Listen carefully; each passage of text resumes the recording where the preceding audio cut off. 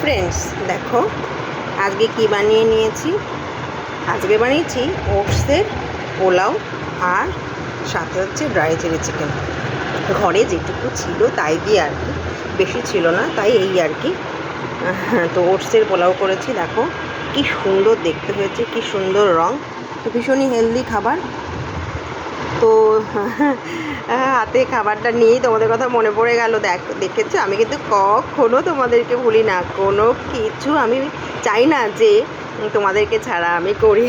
তো দেখো, যারা যারা ডায়েট করো, কি দেখে কি মনে হচ্ছে, এটা কিন্তু তোমরা অবশ্যই ট্রাই করতে পারো। পোলাও খেতে মন চাইছে আর খেতে পারবে না ডায়েটের জন্য, হতে পারে বানিয়ে ফেলো ওটসের পোলাও, সাথে একটু অল্প করে chilli chicken, dry chilli chicken বানাবে, কারণ বেশি সস খাওয়া ডায়েটে করা যাবে না। আর যারা আমার মতো ডায়েট করো, তো তাদের জন্য এই রেসিপিটা ফাটাফাটি। তো দেখো, ওটসের পোলাও আর ড্রাই চিলি চিকেন। তো তোমরা অবশ্যই বানিয়ে খাবে এবং আমাকে জানাবে তোমরা কেমন খেলে।